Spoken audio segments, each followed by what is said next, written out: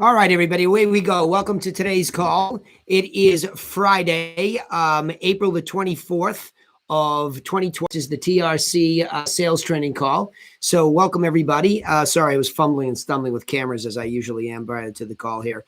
So I want to get started right away and remind you that if you have something for me to listen to, now is the time to send that to me. I will take a look at what we have here for chat and everything. Again, I'm trying to broadcast to Facebook and everywhere else at the same time. So if I blow something up, I apologize in advance. I'll do my best to make sure that we try to broadcast everywhere so people can hear us and they can learn and they can go out and help some people. Okay. All right.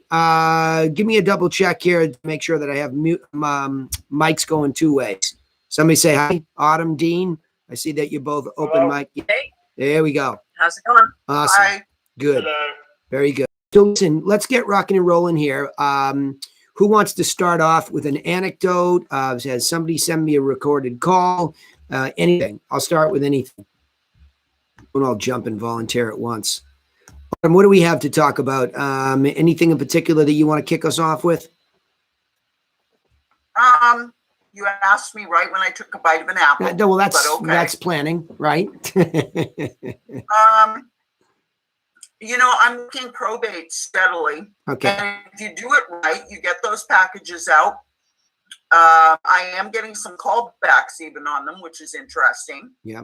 But we could pick up with what we talked about in our meeting yesterday morning, our team meeting, which was difficult people versus the ones who actually listen. Yeah. Hang on one second.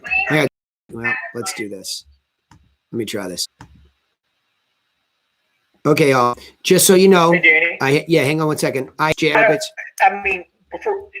either after y'all talk about what y'all discussed yesterday on your meeting, I would like for yours and Autumn's thoughts.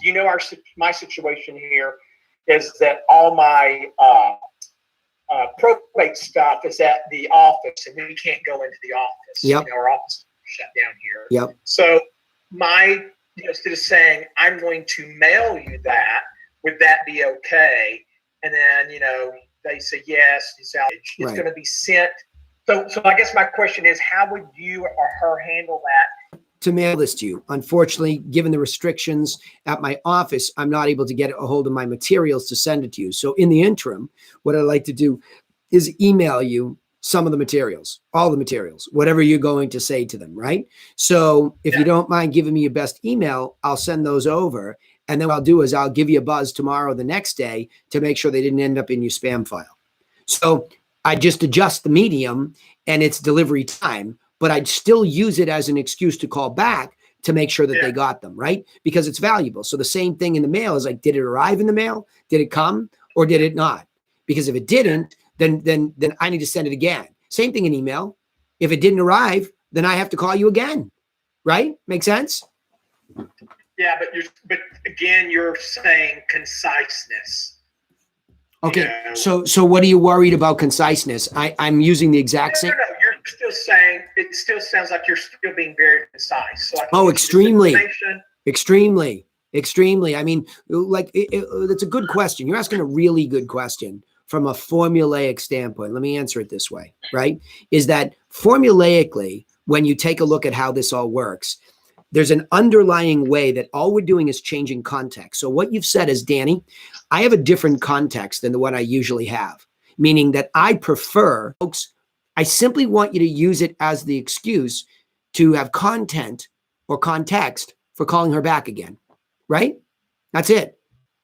That's it. So what I hear in a lot of these calls, on these Friday calls in particular, is that I'm seeing a lot of people trying to do too much once they're calling to follow up, right? Just trying to do too much. Well, did you get it? And did you have any questions about it? And, right? So it's sort of this babbling moment where we're fumbling and stumbling, and that's not the right thing to do. The right thing to do, did you get it? Wonderful. And then we go on. Okay. Hey, Danny? Yeah, go ahead, Paul. I literally got on like 1 minute ago. So on that follow-up for the second and third beat, if you or your ISA, for whatever reason, telemarketer, didn't take it, what does that script looked like. Yeah. The reason for my call, you spoke to my associate Sam last week. You gave us permission to send you a package of information that we thought you'd find helpful. When you go to sell next time, did you have a chance to review that? That's basically where I'm going right now. What is next? I don't like, did you have a chance to review that? Did you get, I like, and I'll tell you why. It's subtle. It's subtle, but you know why I'm obsessing, right? Because what I want you to be able to do is go somewhere. So let's, first of all, we got to put the right context on the table. Autumn started with probates. I don't know if Alan was referencing those or expireds, but in your case, yeah. Okay. So we don't do probates at all. Okay. So in your case, you're asking me about expired. So let me answer that in that context. The answer would be that I use the information as an opportunity to give them what to do, right? So there's no doubt about it. Like, this is the what to do information. I am making myself unique. My unique selling proposition is I am willing to give you the seller course and information and guidance that tells you what to do in any seller context. We're already beyond that. You have a property to sell. I'd like to sell it to you. In this case, it's expired. So now that in details of properties from MLS around them that sold when they didn't, what they need, the 7 steps, and they're going to get that package. That's what to do, right? That's what to do. So ultimately, now when I call them back, if I try to do too much with that, I can lose what I'm trying to achieve, which is relationship first. Because ultimately, if there's a chance at relationship, there's a chance at appointment. If there's a chance at appointment, there's a chance at listing. We rush so much. We don't break it down into these components so that we see ourselves riding along this beam of light. So what is the optimal thing to say in the follow-up phone call? I'm glad we're going there because this is a big topic of conversation. What do I say next? The idea of having that package show up was to ingratiate yourself, to build relationship, to prove that you are a man or a woman who does what they say they're going to do, something that will help them, period. It's an authentication of what we promised. Most people make empty promises and never deliver. You made a promise that you would send something that would help them. So it's really, really important to know that they got it for the simple reason that you want to authenticate your genuine behavior, your truthful behavior. That's it. Did you get it? I told you I'd send it. You know what I mean? I'm playing. I'm being playful so that you get it, right? That all of a sudden this thing arrived. I did what I said I was going to do. Doesn't that make me unique? I know nobody sent something like that, right? That's my internal child getting excited. Now I think you're 100%. Like, get a chance to review it. Okay, fuck that. Like, did you get it? Did you get it? The answer is yes. The answer is yes. Give me the next beat. Okay. The next beat is with the expired. Hey, because we go right back to the formula. Hey, the last time we were talking, now I might have found this out in the first call or not, but let's presume I find nothing out. I ended that one beat. Gal was in a hurry, whomever it was. Is it okay if I send it to? Yes. May I confirm the address is this? Yes. Wonderful. I'll send it to you. You sound busy. I'll call you next week to make sure you got it. Okay, thanks. Click. It's quick.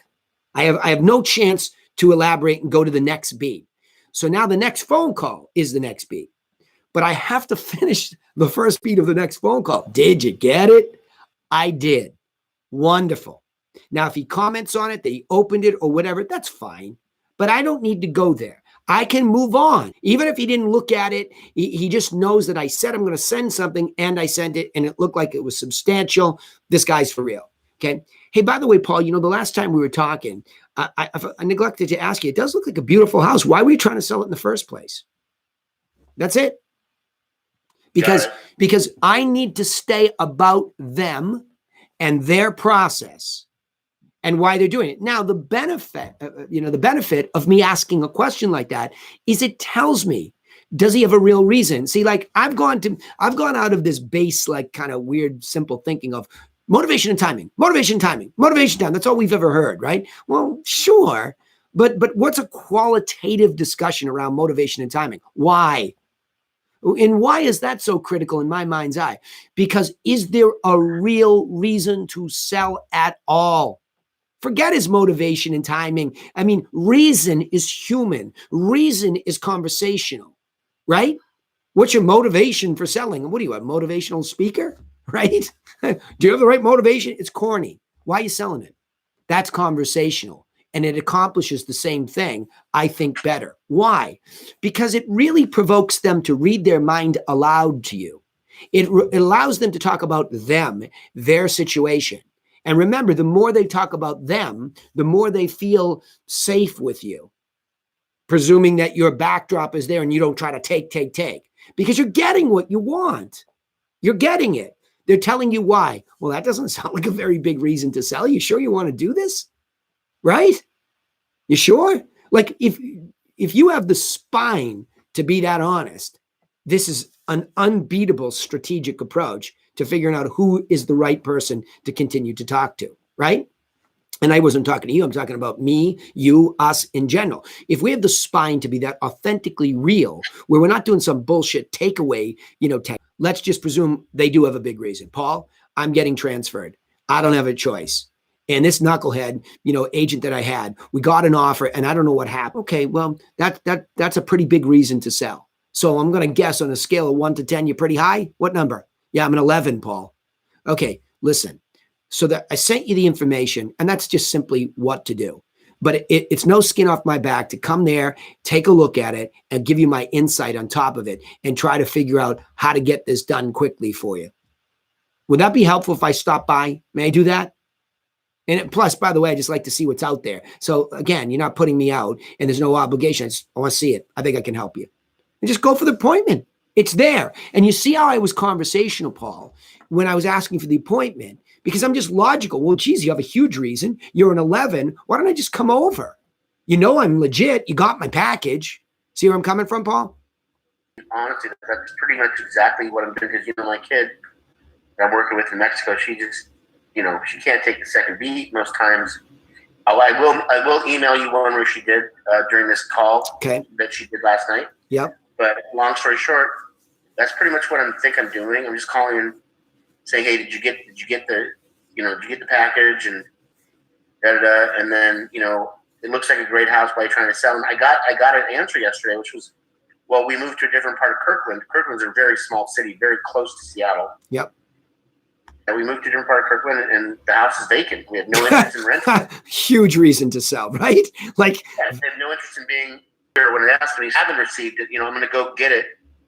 I'm going to go to the house. I'll get it today. You can call me. Hold on. See the problem? If Sam made that call, she didn't confirm the right address, or somebody didn't, right? Actually, I listened to her call, and she asked him, that's the address. Is it da-da-da-da-da-da? And he said, yeah, that's the best address. Okay, well, good. Then she didn't make a mistake. Good. Yeah. Good. Yeah. So long story short, this was the call that you and I listened to, maybe even on a group call last week, where she should have taken the second beat, because it was the one where he's all like, I want to list this house by within a week or two. Right. And I put it on him, and I said, hey, when you talked to my associate, you said that you were looking to put that property on the market in the next week or so. I said, have you signed a contract with an agent? He goes, no, but I'm sorry, I got my throat.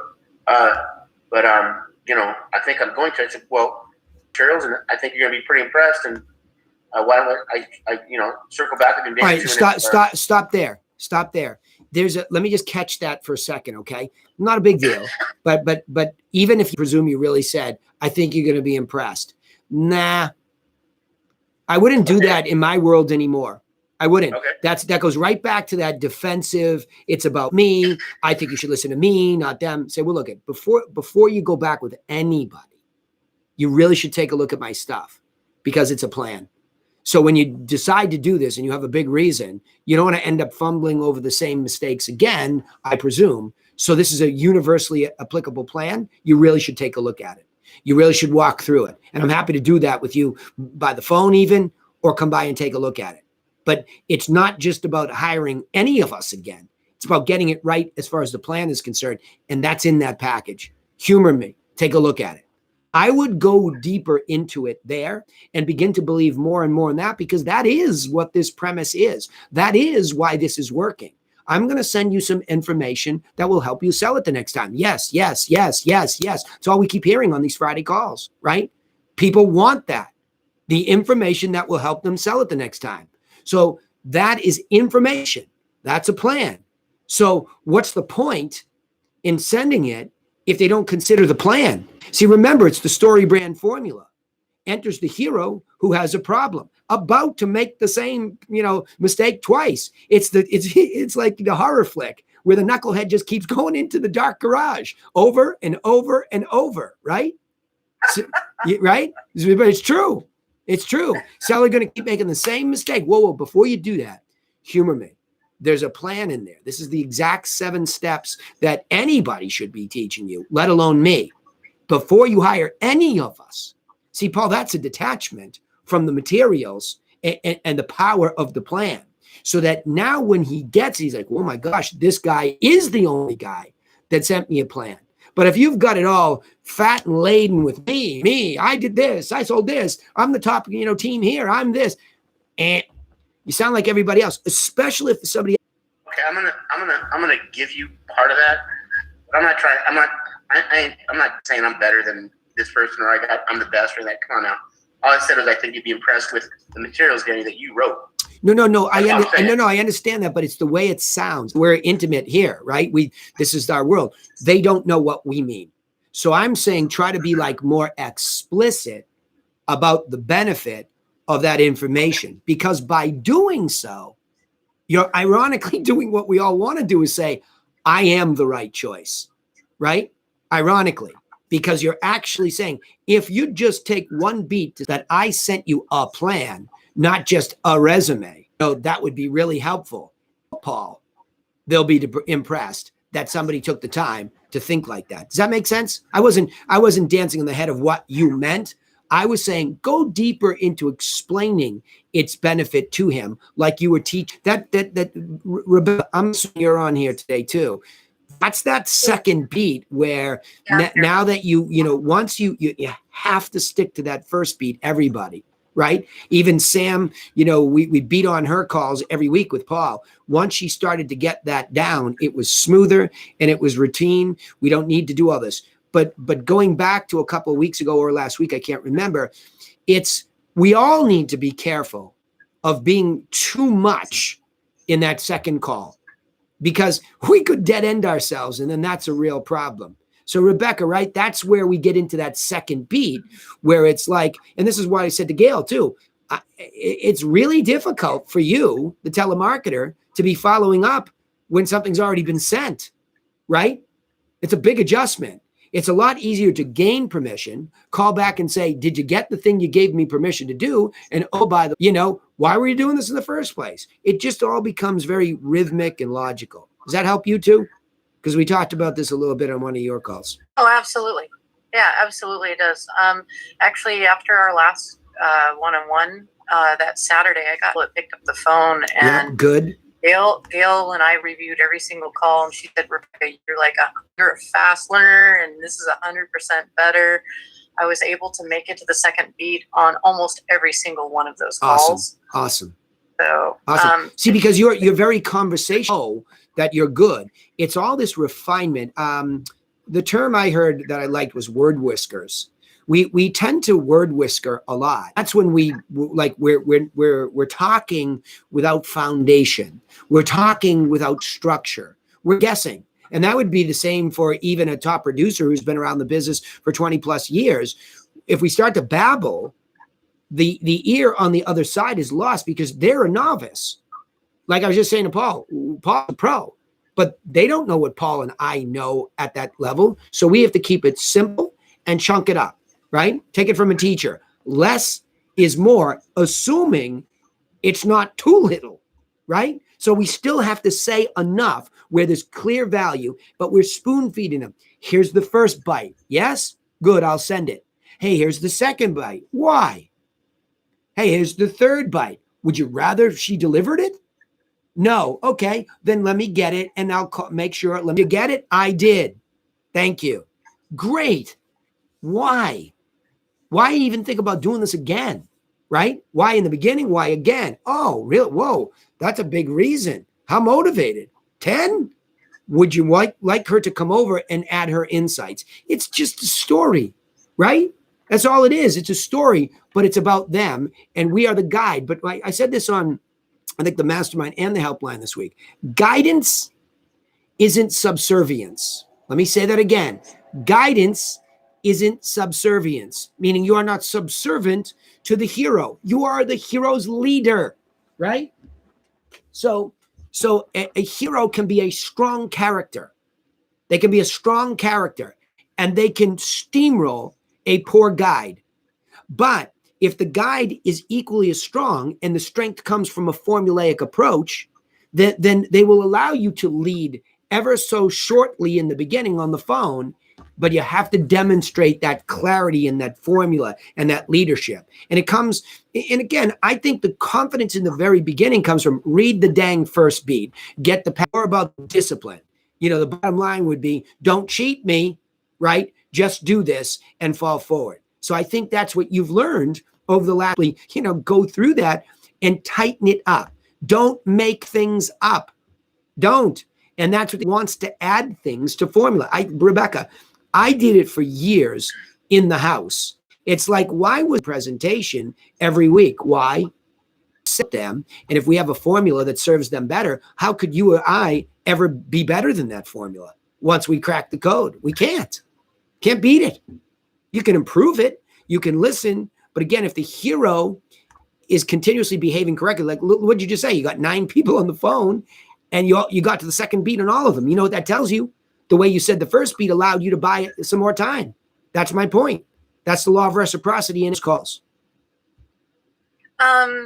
So they were pretty standard. They were very smooth, very, I guess it's like a light bulb went off in my understanding of how to, yep. And the confidence was there no matter like what the calls were. I was able to just smoothly transition from one beat to the other. Yep. And I also think that the changing in the number mask, so the numbers that they see, that's why I had so many people pick up the phone. So every time Gail changes a mask that masks my phone number, mm-hmm. I get a lot of people that pick up the phone. So that was part of it too. So it was a combination of good strategic planning with the technology to get people to actually answer because they're not used to seeing that phone number, combined with the yellow brick road system of doing the script and hitting those beats. Tell me about the technology, because everybody's going to ask. Once you mentioned technology on this call, everybody's going to ask, what technology did Gail use? So we're yep. And the Mojo dialer offers up a drop-down menu when you start the dialer to change the phone number that they see coming up on their phone. Okay.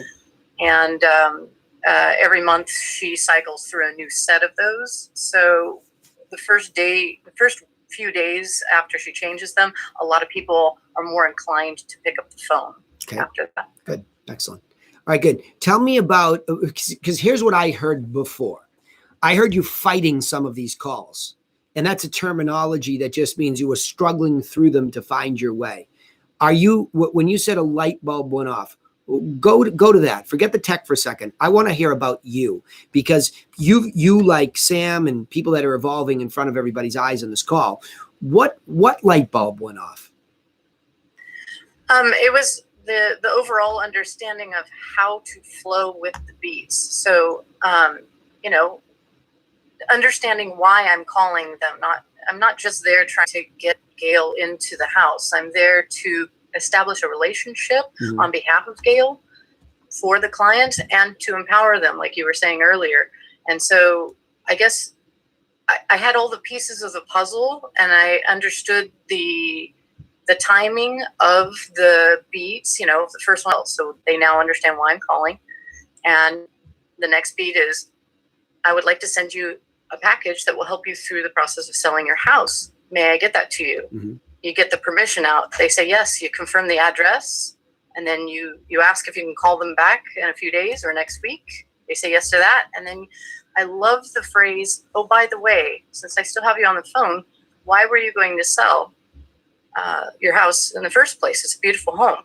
And then they get to talk about themselves. That invites them, sure, that I understood, that leads them, like you were saying, guides them to the, let's have a meeting with Gail. Let's let's light bulb that went good. off. You're good. And it's smoother. And I think that once you can hear it, it's almost like I can hear your shoulders have dropped. You know what I mean? Like you're not white knuckling the steering wheel right now. Your shoulders have dropped, and you're like that real. Actually, that very womanly tone in you is there. Like I can hear it. To me. I have a trained ear for so long. I can hear the real you right now. If you go back and listen to this recording, I want you to listen for what I was just saying. It's a higher level of you. It's an emotionally in control, mature, helpful, strong woman's voice. It is and I'm not, you know me, I am no patronizer. Like I get high off of the subtle distinctions and growth. That's what just happened to you. So now the big issue is don't snap back. Be cognizant of that, because the bad day will happen, right? And everything won't go this smoothly. So now you have to be cognizant of maintaining that voice, even when it's a crappy day. You follow? Even when the next, to be able to reset yourself, get up off the table, walk around outside, whatever it takes to reset that. Because over time, that whole consistency, right? That whole consistency of being that same person, you have to give each hero of the story, each person on the other end of the phone, you have to give them that consistency. You owe them that. You don't owe them how you feel. You owe them that best piece of that formulaic approach to empower them, right? So now it becomes a matter of each time we sit, and I say that to Autumn. I laugh. Autumn and I laugh, right? You know, when we're not locked down on COVID and she would come into the office, she would come flying in like Mach 10 with her hair on fire, which is what I do, banging into stuff, you know, crashing into the just get set, like take a breath, right? Look at what kind of lead am I calling today? What's the benefit in my call to them? And then be able to articulate it so that you give them the best experience, not your current experience, the best experience, which is tough because you're trying to be the consummate professional where regardless of your external circumstances or internal, right, you get reset. That makes sense? Absolutely. Yeah. Absolutely. Because that will, go ahead. There was also a growth. I just want to say, Rebecca, I just want to chime in and say that to me, it just sounds like you realize that you've realized that you're doing them a favor and you don't have to feel guilty about making the phone call. Well, that's actually that leads me into what I was going to comment on. I think the more to the point of the light bulb that you were trying to get me to share, and I was trying to process it here, was the fact that I realized that it's like when you were saying, well, ask them why they were going to sell. My first knee-jerk response was, wow, I'm prying into their personal life. And I was struggling with that. And I think really okay for me to ask them why they were going to sell, so I know what their motivation is, so I know where they're coming from. And I was struggling with the idea of, well, maybe I'm asking too much in the first call. But no, if they want to talk, you know, and well, again, it's organic, then I should lead into it. Absolutely right. And that's exactly a huge epiphany and an awakening moment. That's selfish at its extreme. If we really just stop it and think about it. The fact that we say something in our heads like, look, you know that Gail can help them sell their house or at least give them some really good advice. So the minute that we say, well, who am I to ask? It's actually an act of selfishness that, you know, what are you doing? Why bother to pick up the phone and call them at all? You follow?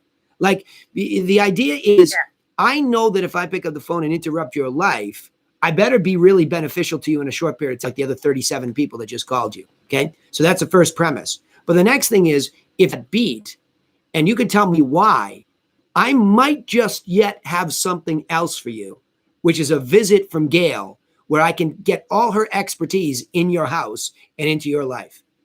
You follow me?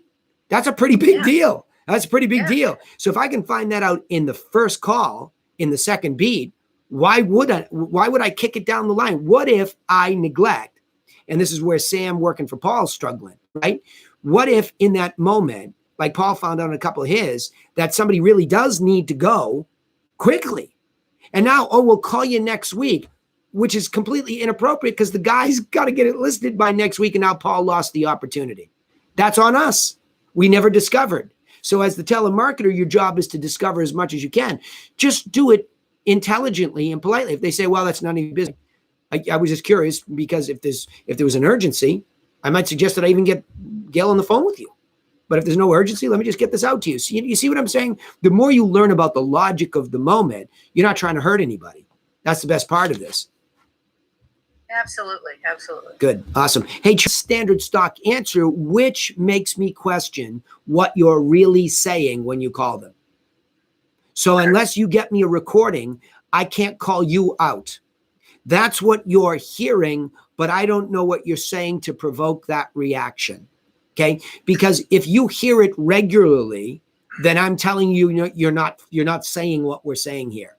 If you hear it once in a blue moon, sure, that's a default reaction for somebody who's not listening to anything we're saying anyway. You follow me? So I'm in the dark trying to guide you there because I just don't know yet how deep you are, into staying online. Look, Rebecca's a perfect example. She has evolved right in front of us week after week here. But there was just last week, there was some calls. She was really fighting it and she wasn't saying at all what was there. And I think a lot of the team leaders have listened to some recordings of people that are working with them in the telemarketing effort. And look at it. I'm still on Autumn. We got to get these calls recorded. I got to get these things to me. I want some of her calls as the owner to see that she's not snapping back, to see that she's not making it up. Because we all can pretend and think we're doing something. I don't like role play, Charlie. I'm not a big fan of role play. I'm a big fan of doing it on the phone, listening to what really happened and adjusting to serve the consumer better. That's a script evolution, if you ask me, the right way. Okay. So you got to hear what you're actually saying, right? Because if you hear that regularly, my gut and my experience tells me then you are not saying this correctly. It's 7 seconds or so. Charlie, Danny Griffin calling from Griffin Realty Group. The reason I'm calling is because I saw your beautiful house online. So I wanted to send you some information that will help you sell it the next time. May I do that? Okay. That's a really hard corner to get out of if you are a consumer who is somewhat intelligent, somewhat nice enough to give somebody the courtesy and the time of day. And if you are still serious about selling, it's almost a rhetorical question. You really don't want some information that would help you sell it the next time? Now, they say they want the information, but then they'll say, listen, if we do move forward, we just want, if you have some buyers, bring them over, but we don't want to put it back on the market right now. Okay, fine. Why is that an objection? It's not. No, they didn't object to you getting the information to them. Right. Say, yeah, well, I hear you. And since you're not in a hurry, let me just take care of this first piece first. Let me get this information to you. Because when you do go to relist, this is important. So I want to get it to you. With or without me, I want to get this to you. And I'll call you next week simply to make sure you got it. Not to try to get you to read, I just want to get you the info. I think you need to lean heavier into that moment and not worry about that. That's not an objection to something you said then. That's good news for me, right? So it's just like, here's what it is. You've just offered something. That's intelligence. That's intelligence. They're intelligently saying, Charlie, you can send it. Of course, I'd take it, but I'm not ready to relist. So I don't want you to think just because you send me something, you're going to get to relist. See what I'm saying? In that case, it's not just some nonsense put off, right? It's also that objector. Bring them. I'll pay you. That's a put off that way for the wrong thing. But in your case, it's different. They just don't want to feel obligated, but they do want to receive your stuff. So you want to reiterate, look, there's no obligation to this. This is a community service. I'm just going to give it to you. I want to make sure you get it because it's there. And of course, if they press, then you can go, what's in it? What's in it? Well, it's exactly what to do with me or anybody else, but don't go really. To your point. Yeah, I was anticipating beyond the just getting it out, and that's great. Well, Charlie, what it is, this is the hardest thing in the world to learn. Like Rebecca had a hard time learning it, but now has. You can hear the click, right? Is that you're still about what you want. So when he tells you they're not going to relist, bring a buyer, you're like, I'm not going to be able to list this house. That's selfish. Yeah. It's selfish. Yeah. And it's normal, but it's also selfish. If you'll just get him the package, You'll get a chance to build relationship. That relationship will allow you to ask why in the first place. Forget about when. He's saying, well, we're not going to relist soon. I forget about that. I don't care.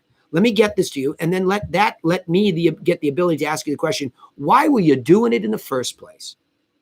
Oh, I see why. No wonder you don't want to do it for a while. You're not going to get the job transfer until later. I get it. See what I'm saying? Now it's all logical. Now I've had a real conversation because at every beat, I wasn't right around the corner lurking. See, when you start to teach this or learn this yourself for the first time, you say, I want to give you something that'll help you sell it. You still seem to be like lurking around the corner all the time, but I want to list it. Boom. I want to list it though, right? You know what I mean? It's like sort of this dual persona walking along that in one breath, you're being altruistic, you're giving. But in the other one, it's like, but I want the listing, Like quiet that voice down. If you do the right thing over the right period of time for these people, you will be able to compete for any listing. And this is not just expireds, probates, it's anybody. It's anybody. The context is all that changes. Yeah, it's being unattached to the outcome, just being of service. Yep. Talk about 100%, because you now are the only guy that sent that type of a package, and you just want to refurb. No problem. Don't worry about it. Certainly, if I have a buyer, I would come a running, right? But let me just first get this package to you. That's all I wanted to do. I authentically called you simply to get this in your hands, and you've given me the address, the permission. I'm going to send it. I'll call you next week simply to make sure you got it. I know you. I heard you. You're not ready to relist, but this is going to help you for whenever you do. Got it? Yeah. I'm glad you brought it up and I'm glad we worked through it a little bit because I think there's two ways that line comes up. One is the more standard. It's a put off to everybody saying the same nonsense, right? Yeah. All right, let's see. Thanks, Charlie. Good one. Paul sent me some calls, so I'll go after those. In the meantime, while I'm looking those up, anybody else have an anecdote they want me to cover? They've sent me a call. Give me a heads up now. I have a question. Is anybody else in here using Red X? I am. Yeah, go ahead, Charlie. Charlie is, and I think Grant Van Dyke too. Yep, go ahead. Okay. I'm finding all the numbers are like, they're not good phone numbers and they don't do email. Are you experiencing the same thing? Wait, say it again. I didn't hear it. He says he's getting he's getting a lot of bad numbers and no emails. And so, well, emails to me would be useless anyway, Chris. I mean, hopefully you're not buying that you're buying it for the phone numbers. I'd be screaming to, the folks at the Red Axe that you got a bad situation. I think Grant has decent success with it. I don't know if he or anybody from his team is on today that could speak to it, but I don't think so. Charlie, how about your information? Is it good? Well, I'm using the Vortex. It's the dialer, and I'd say probably a lot of the numbers. I'd say 50% of the numbers are BOGO. They're people that rented the house out, and they're just associated with the address. I am calling some of the cell numbers twice, and people are picking up. And I'm going to try masking my number differently and just see if I get a different reaction that way. Yeah, and as a second resource beyond, let's just say, Chris, it's unacceptable if at least 50% of them are not good, right? So, and then beyond that, Autumn's the one that came up with, their people search. That takes a little bit of work and it fails the vendor, right? Hey, Charlie, are you doing voicemail drops? And if you are, what is the content of the voicemail sound like? I am not a huge fan early on of any kind of voicemail until there's been an honest effort to get a human being on the phone. When just so if you go back to the Infusionsoft days, when we built up manual follow-up, okay, we thought best practices was this: no matter what kind of lead, buyer internet lead, seller internet lead, expired, FSBO, probate, et cetera, whatever, okay, whatever the lead is, the best practice is to talk to somebody on the phone first. That's the best practice. I mean, clearly, short of door knocking, somebody who has context and being face-to-face, I'm saying that it's just really good to make a real effort to get somebody on the phone, or you're not really telemarketing. You're not giving it an honest effort. So I think that's a cop-out myself. What I would say is if you get a new lead, you call them today a couple times, tomorrow a couple times, and on the third day a couple times. And at the end of the third day, you leave a message to the extent, we talked about this last week too, to the extent that, it's you calling, please call me back. I have something to send you, right? Something like that. It needs to be what you're going to say when they do call you back. But it's interesting you bring it up on a telemarketing call because it's a cop-out. You up. I'm saying beware of that voice. If you're already looking for reasons to drop voicemails, that's not good. The answer is yes. And what I'm going to suggest, I don't really care what anybody else says on my watch, what they do. I need to protect you.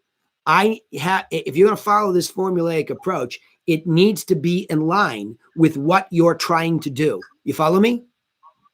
That's what I would say. Autumn, were you going to say something to that? I was going to say, I will leave a voicemail if I come across a lead that's been tried, say 5 times, maybe 6, even 7, the leads come around. Then I'll simply say, hello, Autumn calling you from Griffin Realty Group. Wanted to say regarding your property. Oh, we lost her. She's got spotty internet where she's at. So, but you got it. You got the gist of it. You see what I'm saying? She's consistent. She's consistent with what we're going to send. I want to send you property, right? So now I'm adding my voice in. She's back. Autumn, you cut out right after you said good information. So maybe you want to go back and reiterate. So I keep it short and sweet. I just simply say, Autumn calling Griffin Realty Group and trying to get in touch with you to send you some good information regarding your property. I'll give you a buzz later. Thank you. And that way I'm putting a voice now to the phone number they've been seeing coming up. Does that make sense? Thanks, Autumn. Yeah, good. And just let's just stick with that. I don't want to go down that rabbit hole of people giving you their opinions because, like I said, I don't mind it, but it makes it tougher to coach you, right? Like I need to know that this is a consistent formula. So if something goes wrong, it's my problem, not yours. Right, Chris? Right.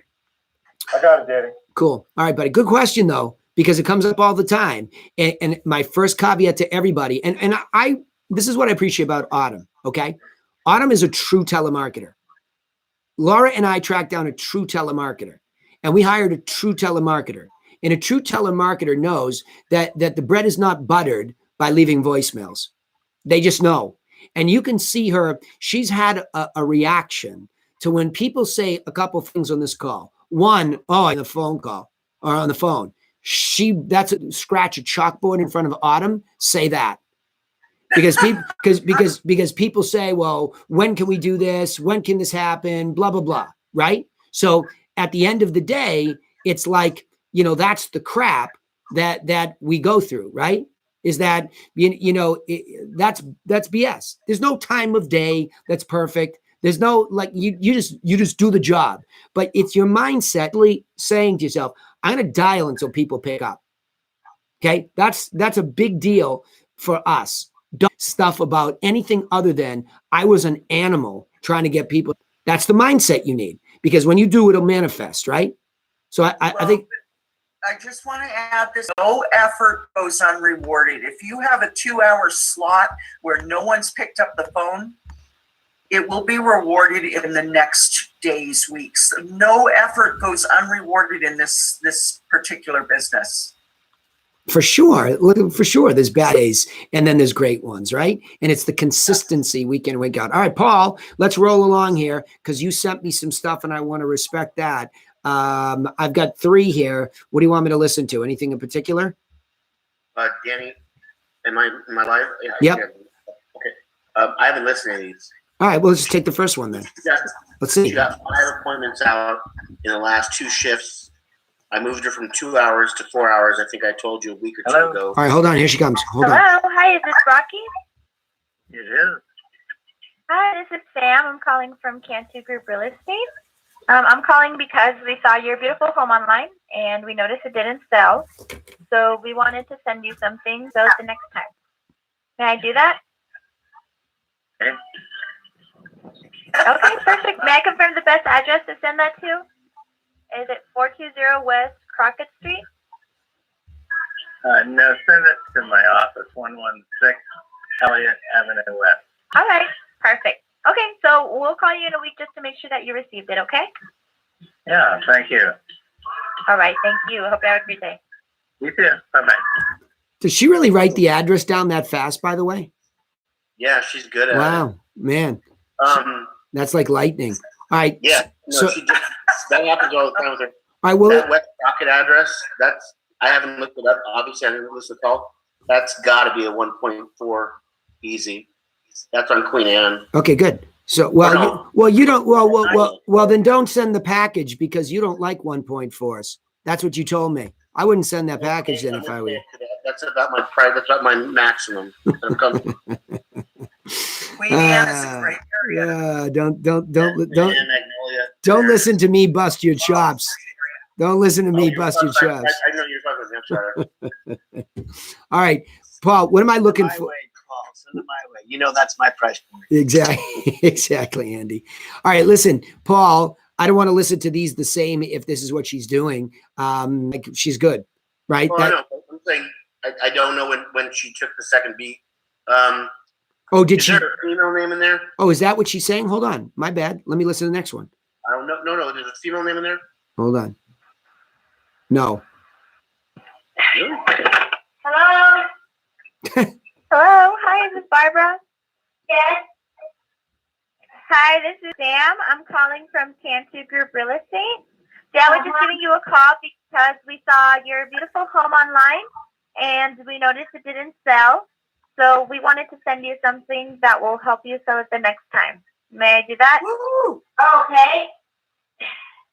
Yes? Okay, perfect. So it's 7124 Olympic Drive, Everett. The best address to send that to? Yes. Okay, perfect. And it looks like a great property. Why did you want to sell it? Well, it has a condemned sign in the basement. I had to take the whole bedroom and a fireplace and far out because of code enforcement. Yeah.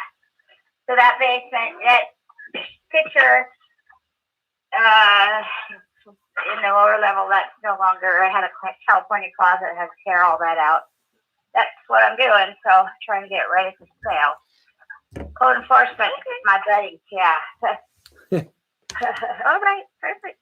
Perfect, Ms. Campbell. And from a scale from 1 to 10, how motivated are you to sell it? Good. A 10. They're good. Yep. A 10? Okay. Yeah, so it'll be about a month. Probably, yeah. All right. Well, if you'd like, I'd be happy to have my agent Paul Cantu stop by and give you like a free consultation.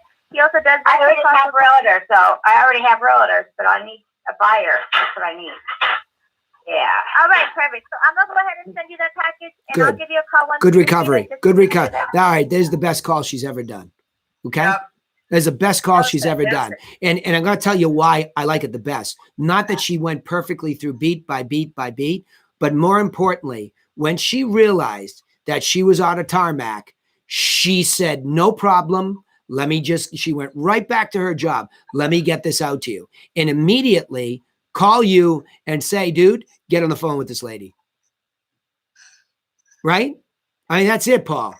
That's the ultimate perfect call because she can do no more and she doesn't try to do it. She doesn't try to tell the lady how great you are. The lady says, I've got a realtor. I need a buyer, right? Well, let's find out.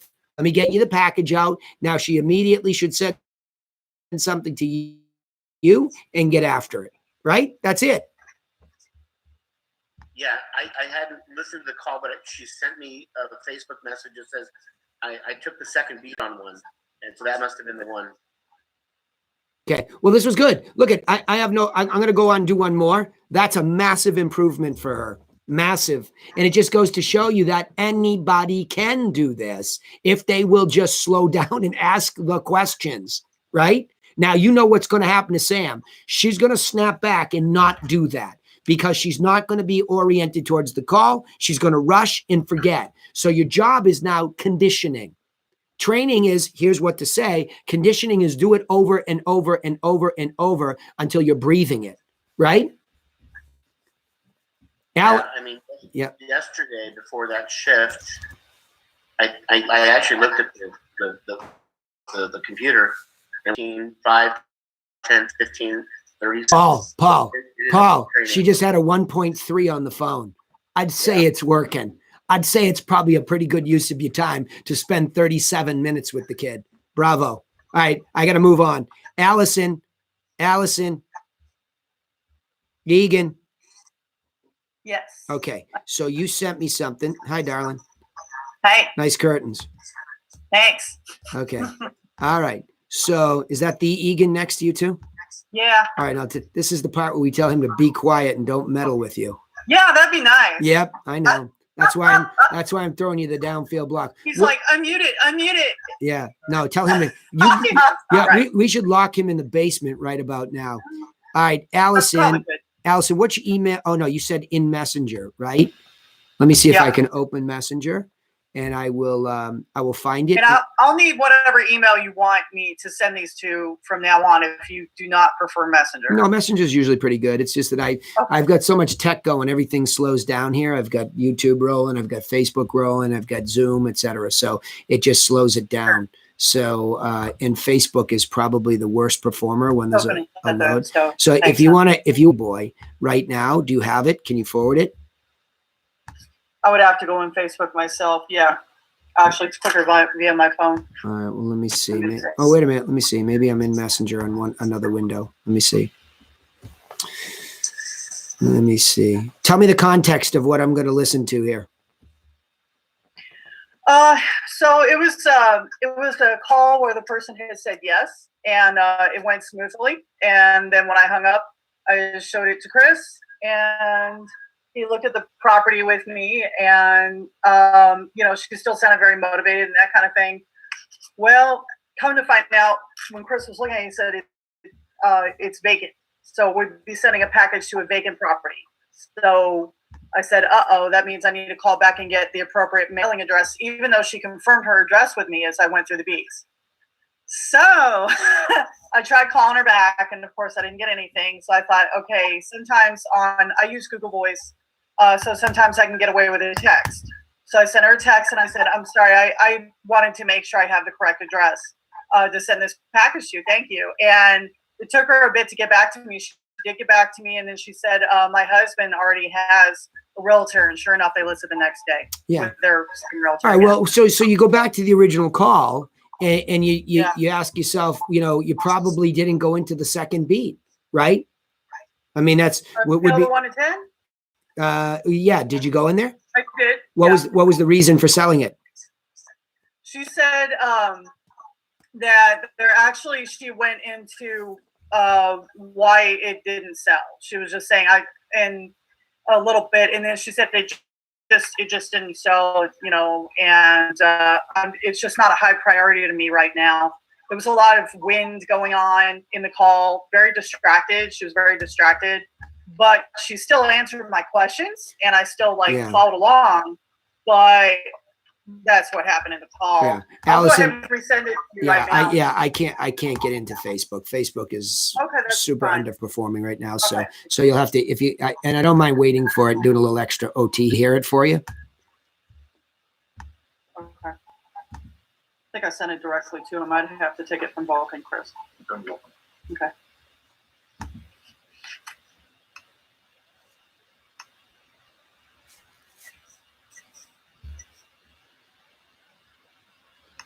Sorry about that, Danny. Okay.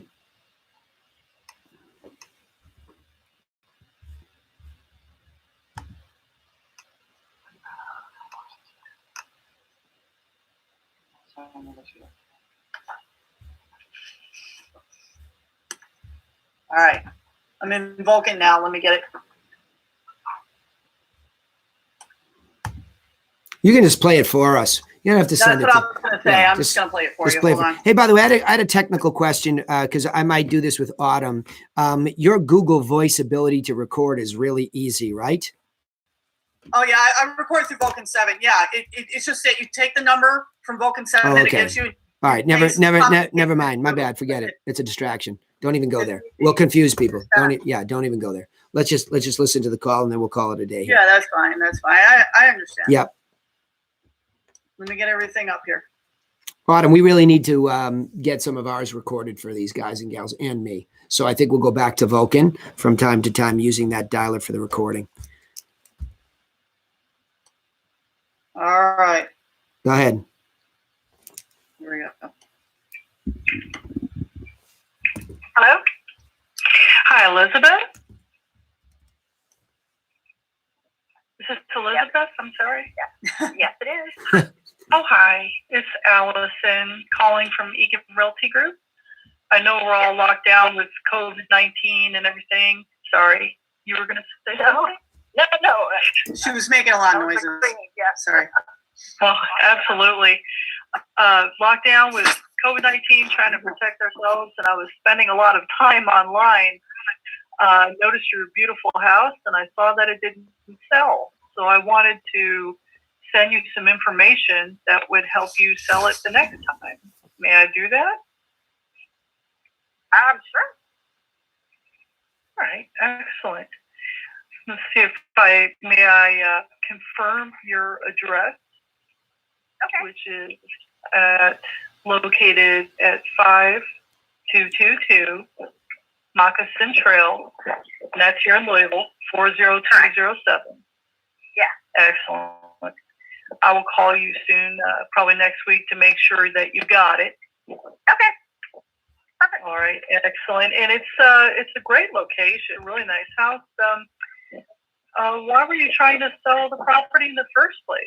Because I have another house. Yeah, that's a good reason. So, if you were able to go back in time, would you say on the motivation scale, it sounds like motivation 1 to 10, sounds like you're a 10, right? Sure, yeah, you could say that. I mean, it's been on the market for a while. We didn't have any luck. So I guess right now we've got some of the other things that we're working on. I haven't really focused on it. Absolutely. So are you still in that kind of mode? Probably at a 10 here, wanting to sell it? Yeah, I would say so. I'm not saying, I guess it's not a true, I'm not saying it's not a priority, but it's not the hottest topic on my list of everything else I got going on. Oh, okay. All right. Well, excellent. Well, I tell you what, I will get that information out to you, and it'll behoove you to receive it, and I will call you next week to make sure you got it. And thanks so much, Elizabeth. All right. Thank you. Be safe. All right. You enjoy your day, and you be safe too. Okay. Bye-bye. Yeah, not bad. I mean, here's the good news. It just goes once again to prove that if you follow the right formula that's about them, you have a very long, substantial conversation that tells you everything that you need. I think you are using the technique of slowing down probably too much. Yeah. You don't sound like you. You almost sound to me. I've known you for so long. You almost sound like you're drugged a little bit.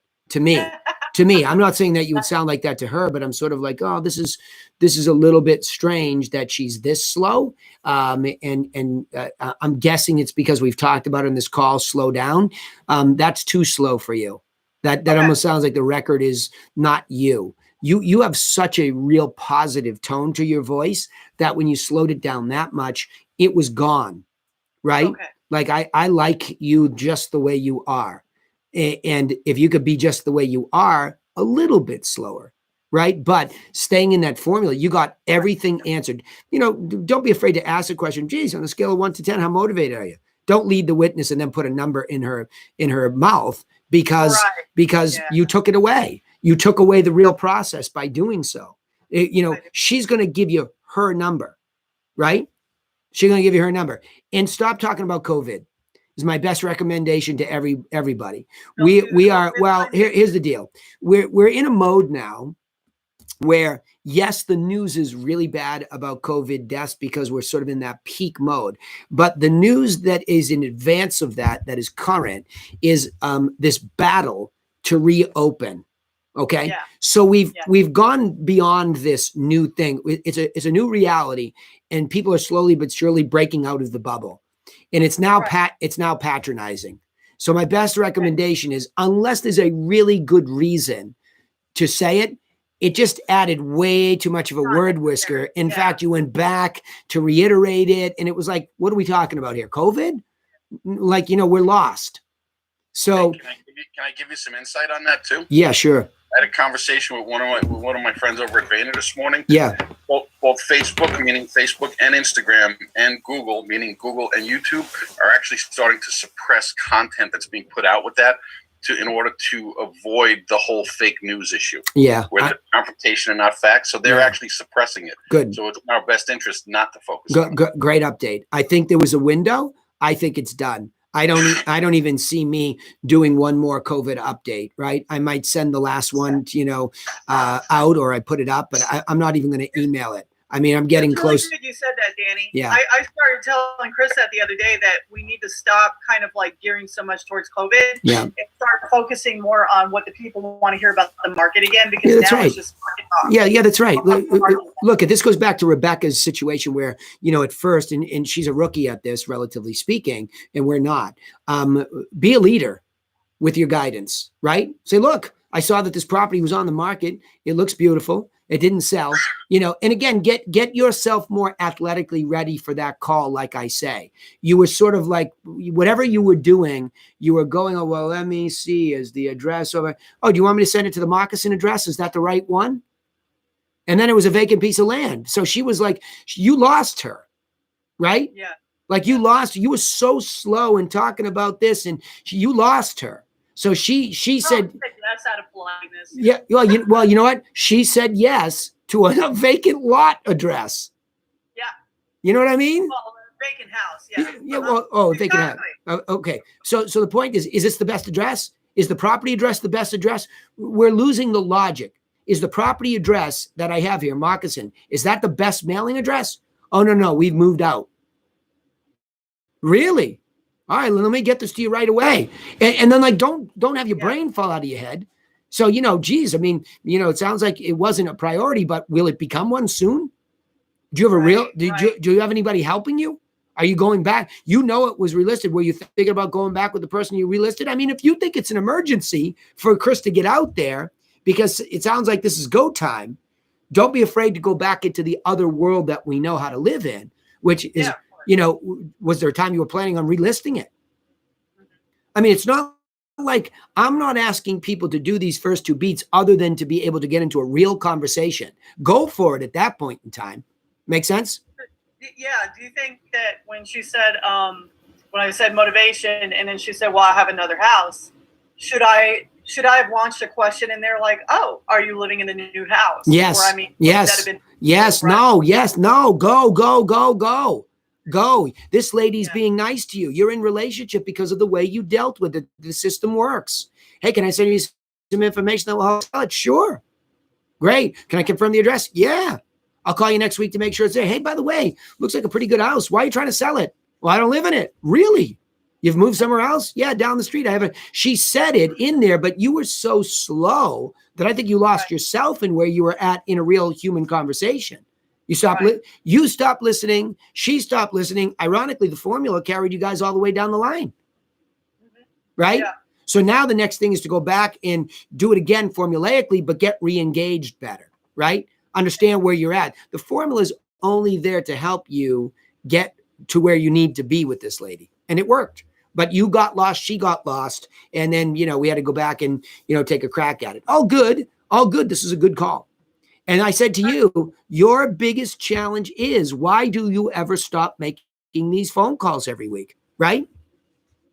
I mean, I talked to Marcus about this with his team tonight. It's like, look, I'm going to be helping his team do the same thing. And I'm going to be looking for one thing that I'm looking for from my team, Laura and Autumn. Where is the spreadsheet that tells me what the metrics were for this week? And qualitatively speaking, ladies, tell me how it went.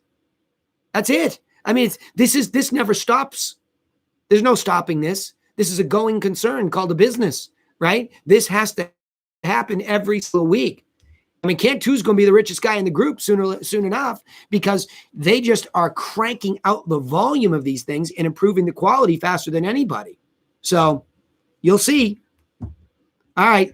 Enough of me. Good job, everybody. Got to call it a day. We went OT because I wanted to take that one. Appreciate you all weighing in here. Go out and use this stuff. And by the way, there's plenty of stuff we can talk about on the outside sale. I know everybody's a little bit slowed down for that, but we did for all of you internal members here at TRC. There's a campfire recording from just yesterday where we did a seller course walkthrough, and it was a really good one. We gave context and then we did it. So all of you looking to bone up on the sell side, we just did a campfire last week. There's not another one for 2 weeks. So go back and watch that one too. All right, everybody. See you later. Have a good afternoon.